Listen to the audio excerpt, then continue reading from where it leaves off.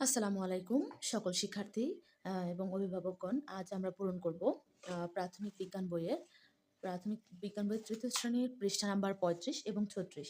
চলো তাহলে আমরা ঝটপট আমাদের কাজগুলো সেরে ফেলি। আমাদের প্রথম ছকটি হচ্ছে, আমরা ছবি উপরে একটা দেয়া আছে এটা দেখব। এখানে শর্করার বা ভাত, রুটি, আলু এই ধরনের খাবার আমরা দেখতে পাচ্ছি। এখানে মাছ দেখতে পাচ্ছি।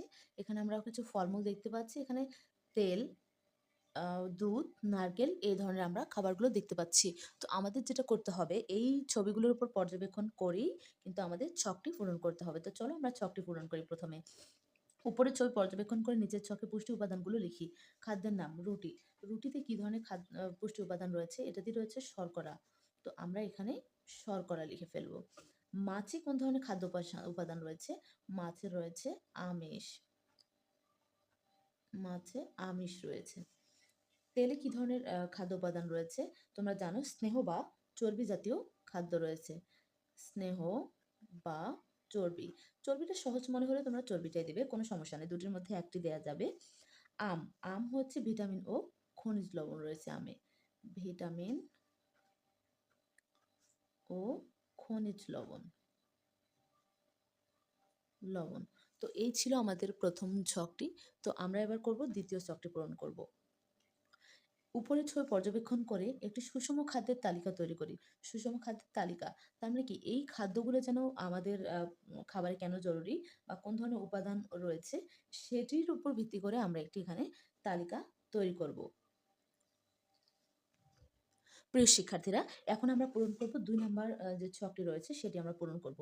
উপরের ছবি পর্যবেক্ষণ করে একটি সুষম খাদ্যের তালিকা তৈরি করি। তাহলে সুষম খাদ্যের তালিকা কি রয়েছে? আমরা এখানে দিতে পারি শর্করার মধ্যে ভাত, রুটি, চিড়া,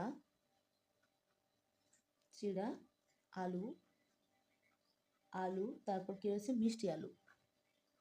এগুলো আমরা শর্করার তালিকায় বা একটা সুষম খাদ্যের তালিকায় আমরা এগুলো রাখতে পারি। আলু, তারপরে পরবর্তীতে রয়েছে মাছের মধ্যে বা আমিষের মধ্যে রয়েছে মাছ, ডিম।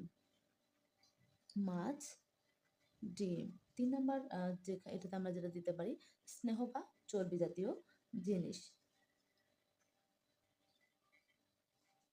বাদাম, দুধ, দুধ ও পনির। তো এগুলো মূলত হলো তোমার স্নেহ জাতীয় খাবারের তালিকা। এই সয়াবিন তেলও তার মধ্যে আওতাভুক্ত। সয়াবিন। তারপর রয়েছে এখানে আমরা দিতে পারি আমের ছবি, আমরা দেখতে পাচ্ছি এখানে হবে আম। তারপর বিশুদ্ধ পানি, ডাবের পানি, বিশুদ্ধ পানি,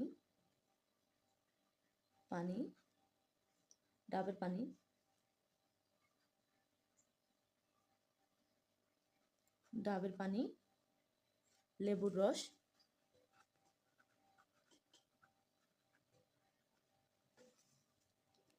তারপর ফলের রসও এটাতে হতে পারে। তো এই ছিল আমাদের আজকের যে দুটি ছক, সেই ছক দুটি পূরণ করা। তো আশা করি তোমাদের বুঝতে পেরেছো তোমরা এবং ভালো লেগেছে। ধন্যবাদ।